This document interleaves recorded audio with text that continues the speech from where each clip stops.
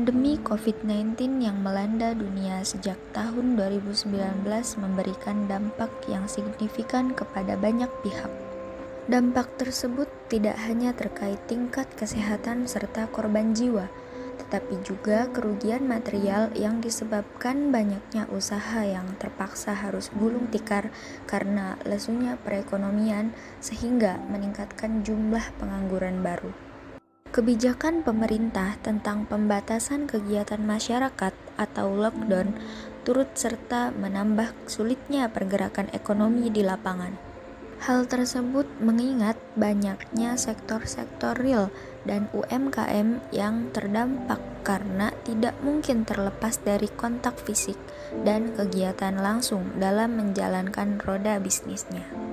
Pandemi COVID-19 memberikan tekanan pada perekonomian Indonesia yang berpengaruh pada resesi ekonomi, mengakibatkan efek domino yang mulai dari sektor kesehatan dan menjalar pada permasalahan sosial dan sektor ekonomi hingga para pelaku usaha.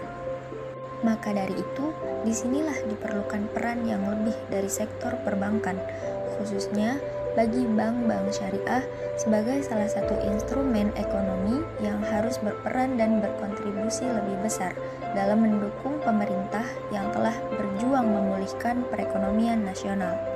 Perbankan syariah harus selalu siap menghadapi krisis dan menyokong pertumbuhan ekonomi. Di tengah kondisi ekonomi yang menantang, bank syariah masih dapat tumbuh dengan baik. Hal ini dibuktikan dengan pertumbuhan aset bank syariah pada tahun 2020 jauh lebih tinggi dibandingkan pertumbuhan aset industri perbankan nasional. Namun, penetrasi bank syariah di Indonesia relatif rendah dibandingkan dengan negara lain, yang hanya mencapai 6,41%. Hal tersebut karena lemahnya daya saing, jaringan yang terbatas, serta literasi dan inklusi keuangan syariah yang rendah. Dengan membaiknya pertumbuhan ekonomi, peran bank syariah diharapkan semakin optimal untuk mendukung perkembangan industri halal. Dalam hal ini, peran bank syariah berupa penghimpunan dana, pembiayaan UMKM, serta optimalisasi dana ziswaf.